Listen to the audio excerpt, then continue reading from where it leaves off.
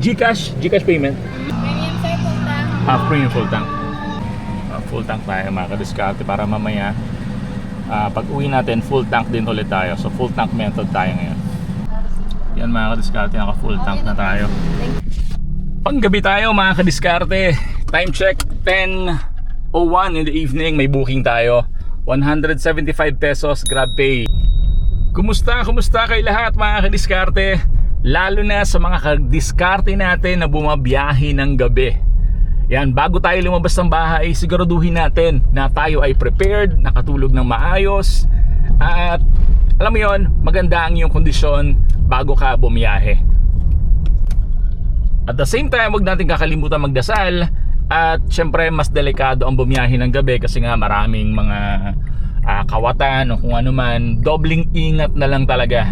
So sa mga bumabiyahe ng gabi dyan, watch out for yourselves and make sure na tayo ay magdobling ingat. First pick up natin mga kadiskarte dito lang sa may terraces. Ayan o. So 100 meters away na lang dito sa may Jollibee sa Fairview Terraces. Right mga kadiskarte, meron tayong booking. It's 382 pesos, 850 meters. That's 4 minutes away. At papunta naman ito ng Espana Boulevard. Alright, sa Sun Residences Tower 2. Puntahan na natin to. Dito na tayo sa ating pick up location mga kadiskarte para sa ating second booking. Time check tayo, 10:33 in the evening. Sana makarami tayo hanggang hanggang umaga. So ang biyahe natin mga kadiskarte ay night shift talaga. Alas 10 ng gabi hanggang umaga. So I don't know kung hanggang ng oras ako matatapos, pero hanggang umaga tayo. Right? Pero at least ang goal ko ngayon ay at least maka 3,000 para sa biyahe na to. At pag naka 3,000 tayo, ayun, gross na 3,000, ano na tayo doon? Boundary na tayo doon. Okay, so nakakota na tayo pag ganun. Right? So waiting lang tayo ng ating passenger. So oras ng biyahe pala mga kadiskarte, no? Depende yan sa preference ninyo kung ano yung mas okay para sa inyo. Sa akin kasi paiba-iba. Since hindi naman wala akong specific na fixed schedule kasi nga meron akong negosyo sa umaga, tapos marami ding inaasikaso. And then kapag meron akong time tulad nito, nakapagpahinga naman ako ng mahaba, nakatulog ako ng mahaba. So meron akong oras sa gabi. Yan, hanggang umaga na yun babiyahe tayo. Alright, na-drop natin dito ang ating passenger dito sa Sun Residences. Another booking tayo mga kadiskarte. 160 meters lang ang pick up natin. It's 302 pesos GrabPay. Papunta ito ng Marikina. Alright, dito na tayo sa may Burger King. Malapit lang din yan dito sa may Sun Residences. After ng booking natin kanina, mga 5 minutes lang, pinasok na ulit tayo. Nasa Marikina tayo mga kadiskarte. Na-drop natin ang ating passenger. At we have another booking, 181 pesos. Alright, so puntahan na natin itong next booking na to. Nasa Marikina pa rin tayo mga kadiskarte at na-drop natin ang passenger natin dito. Malapit to dito sa may office ng Grab. Ayan, dito lang yan oh. At wait tayo ng booking dito. Alright, may booking tayo mga kadiskarte. It's 329 pesos GrabPay. Ayan, 840 meters ang pick up. So doon tayo. Ayan ah. Na-drop natin mga kadiskarte ang ating passenger dito sa may Newport Boulevard. At meron tayong another booking 8 minutes away. Punta ng NAIA Terminal 3. Alright, at ang rate nito ay 544 pesos GrabPay. Kaya puntahan na natin. Nandito na naman tayo mga kadiskarte sa Terminal 3. At pag magpipick up ka nga pala sa Terminal 3 mga kadiskarte, kailangan umakyat ka pa din ng departure ng Terminal 3 kasi walang ibang daan para makapunta doon sa pick up para naman sa mga arrivals ng mga pasahero. Alright, so same thing, susundan mo lang yung mga mga signboards para makapunta ka doon sa pick up location nitong ating ng ating mga passenger. Tulad niyan, pick up point, proceed to level A. Alright, so sundan mo lang yan at hindi ka maliligaw. Okay mga kadiskarte, pagdating naman sa usapang magi-skyway ba o hindi magi-skyway, palagi po nating tatanungin ang pasahero kung okay lang sa kanya na mag-skyway. Kung hindi po okay sa kanya, wag po nating pipilitin. Alright? So yun lamang po, advice ko lang po kung sakaling feeling nyo kailangan mag-skyway, magpaalam po kayo. Alright? So wag po yung basta-basta na lang na mag-i-skyway kayo tapos ayun, magugulat na lang yung pasahero, meron siyang additional na babayaran. So wag pong ganon, kailangan magpaalam po tayo. Kung ayaw nyo pong mag-skyway, wala po tayong magagawa. Kailangan pong dumaan kayo sa service road. So nandito na tayo sa Terminal 3 mga kadiskarte, I mean sa pick up point ng Terminal 3. Ngayon, titignan mo na lang kung nasaan yung pasahero since meron dyan nakalagay A18, A17. Yung pasahero natin, ang nakalagay ay A10 to A13. Yun. So yun ang hahanapin natin. Alright mga kadiskarte, nandito tayo sa Binondo, Manila. At na-drop natin ang passenger dito. After pagka-drop off, may booking kaagad tayo. 228 pesos na cash. Alright, 200 meters away. After natin ma-drop off ang passenger natin dito sa Pasay, may another booking tayo. 106 pesos cash. Nasa Naiya Road tayo mga kadiskarte. At yung last passenger natin ay binigyan tayo ng additional na 100 pesos na tip. Time check tayo mga kadiskarte. It's already 2:45 in the morning. Ayun na nga, while waiting, may additional booking na papasok. It's 0.78 kilometers away. Ito ay 137 pesos GrabPay. Na-drop natin ang ating passenger mga kadiskarte dito sa Taguig. Dito yan sa Namria. Alright, time check tayo, 3:02 in the morning. At buhay na buhay pa rin tayo mga kadiskarte. Tuloy-tuloy lang ang booking natin. Medyo pahinga tayo kanina, wala talagang humpay ang ating booking. So diretso lang tayo and hanap tayo ng matatambayan. Alright, mag break time muna tayo mga kadiskarte. Nandito tayo ngayon sa may McDonald's. Tayo ay kakain muna ng sandali. Alright mga kadiskarte, tayo ay kakain muna dito sa McDonald's. Ayun mga kadiskarte, solve na ang ating tiyan. Tayo ay nakakain na. So habang tayo ay nagpapababa ng ating kinain, pag-usapan natin yung pagbabiyahe ng night shift sa Grab. So okay ba na bumiyahe ng gabi or hindi? First, yung benefits muna ng pagbiyahe ng gabi. Pag babiyahe ka ng gabi, syempre mas konti yung traffic, hindi mainit. At the same time, mas konti yung competition, and mas may chance na mas marami kang booking. Depende sa location. And sometimes sa location, depende sa kung saan ka mapupunta, mas possible na mas mataas yung possible earnings. Alright? At pagdating naman sa mga location na pupuntahan, mas madaling makahanap ng mga parking tulad nito. Yan, sa mga McDonald's at saka sa ibang lugar, ang dali lang makahanap ng pupwestuhan or pagtatambayan. Ang problema talaga sa umaga kapag babiyahe ka, halimbawa wala ka pang booking, ang hirap makahanap ng tatambayan, ang hirap makahanap ng pupwestuhan, lalo na sa mga lugar ng BGC, Makati, Pasig. Minsan pupunta ka sa isang lugar na habang wala ka pang booking, naghahanap ka ng matatambayan sa ilalim ng puno. Yan, minsan ang hirap makahanap ng ganong pwesto kasi kalimitan walang mga parking talaga. So ang kagandahan kapag sa gabi, parang kahit saan kang pumunta ng location, pwede kang tumambay ng sandali. Pagdating naman sa paghahanap ng booking sa night shift, ang pinaka the best na diskarte ay pumwesto doon sa mga lugar kung saan maraming BPO. Yan, tulad ng mga yan, mga call center agents yan, mga yan. Dito sa Taguig, yan, maraming BPO companies dito. Meron sa Quezon City rin, meron sa Makati. Yan, hindi na uubusan ng mga BPO companies. Ang disadvantage naman kapag babiyahe ka ng gabi, syempre mas mataas yung safety concerns kasi depende rin sa lugar na pupuntahan mo. Kaya kailangan pagbabiyahe ka ng gabi, dapat alerto ka talaga. So tayong mga nagna-night shift, make sure na dobling ingat kasi hindi natin masabi kung hindi natin masabi kung sino yung maisasakay mo eh. Kaya kailangan kapag meron kang kutob na feeling mo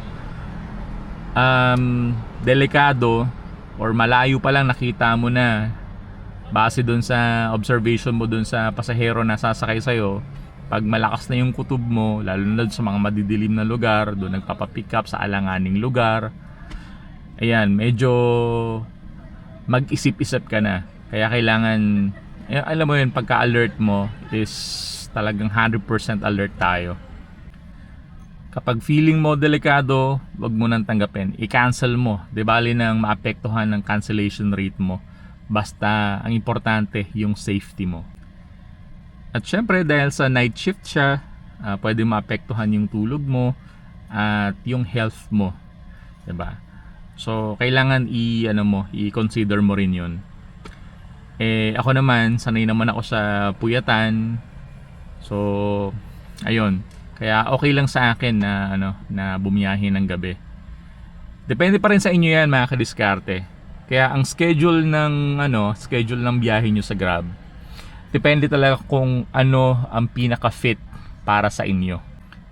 Dahil sa pagbabiyahe naman sa Grab, sarili mo yung oras mo, di ba? So, kung anong pinaka-available na time mo. Kasi ang Grab ay 24/7 nag-ooperate eh. So, nasa sayo yan. Diskarte mo yan. Dahil dyan, mag-online na tayo ulit. Alright. Online na tayo, mga kadiskarte. Nga, pinasukan tayo ng booking, mga kadiskarte. Papunta ito ng Naiya.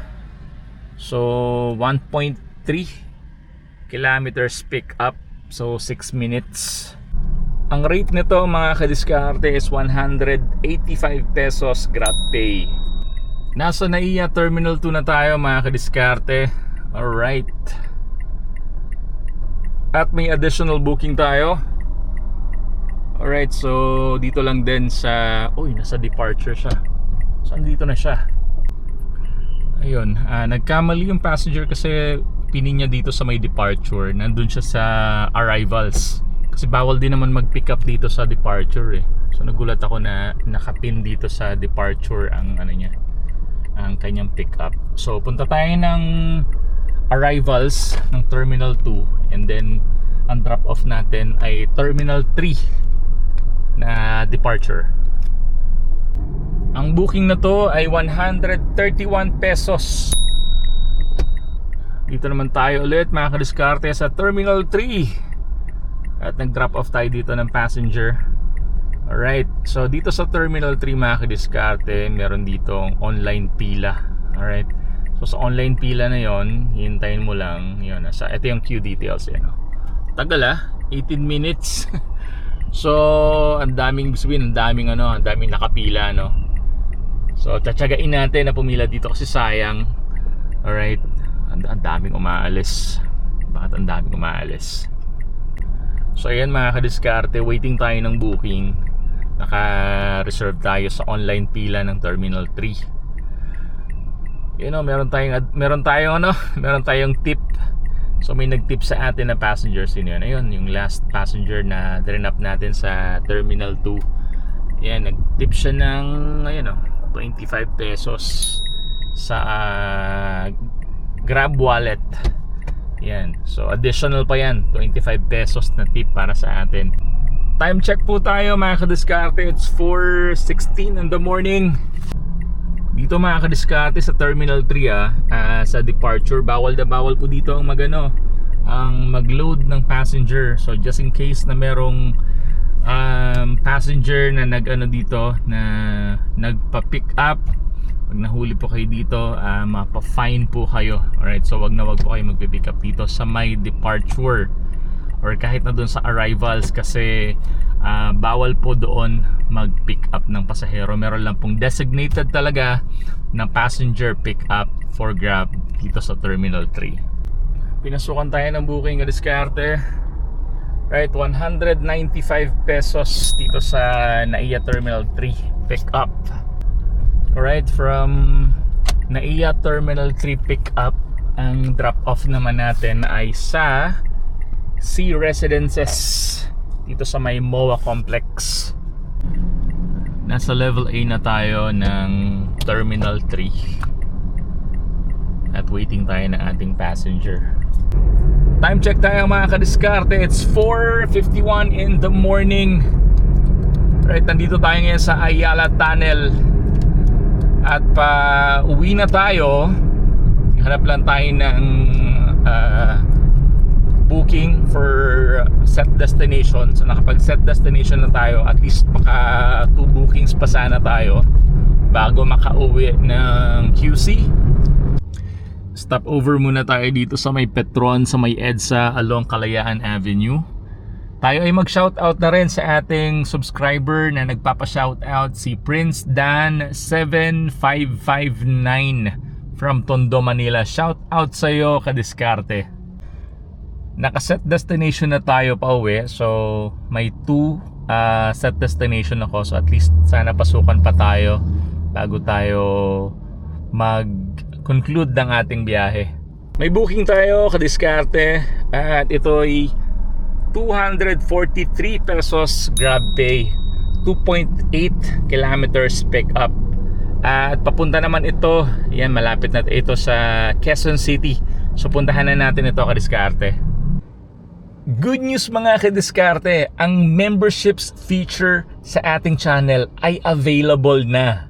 Bilang member, kayo po ay may mga special privileges tulad ng loyalty badge, emojis, priority to reply comments, early access to new videos. Ibig sabihin kayo po ang mga unang makakaalam po ng ating mga bagong i-upload. Bilang isang small creator, malaking tulong po ito para sa akin para mas mag-grow pa po ang ating channel. At syempre mga kadiskarte, gagawa ako ng special credits at the end of every video sa lahat ng ating channel members. Alright, so finally may booking tayo. 148 pesos Grab Pay, 610 meters ang pickup. Alright, puntahan na natin ito. Dito na tayo sa Grass Residences at wait na lang natin ang ating passenger. So ito na yung last na booking natin at magko-conclude tayo ng ating biyahe after this booking. Alright, magpapagas tayo mga kadiskarte at magpapa full tank tayo para malaman natin kung magkano yung total gas consumption natin. So mula kagabi na nagpagas tayo, 2 bars yung na consume niya. So di natin alam kung magkano ang eksakto niyan. Para malaman, tayo ay magpapa full tank at kung magkano yung gastos natin for the full tank, yun ang total gas consumption natin. So full tank tayo, karting natin magkano ba. Yan na, gumalaw na siya. So tingnan natin mabuti na ito sa ating total gas consumption of the day.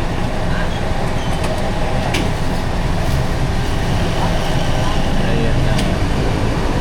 Yan na, 843 pesos ang ating full tank for ating okay na yan. Yaps ka sir card. Meron. Okay na. May siya tayo sa 843 pesos 0.05 ang ating total gas consumption for the day. Time check tayo mga kadiskarte. It is already 6:58 in the morning. Mag-conclude tayo ng ating biyahe mga kadiskarte. So para ma-compute ang total income natin, ibabawas natin lahat ng ating expenses. First, syempre ang ating gas consumption ay 843 pesos 0.05. At bawasan din natin ng 500 pesos for the maintenance. At kumain din tayo kanina ng McDonald's ng 100 pesos. At ang natira natin, ito ang ating total take home for the day. Yun lamang mga kadiskarte. Maraming salamat po sa panonood ng ating channel. Kung bago ka lang sa ating channel at gusto mo na mga ganitong content, please do subscribe and hit that notification bell para updated ka sa lahat ng ating uploads. Magkita-kita po ulit tayo sa susunod. Maraming salamat. See you next time and God bless you.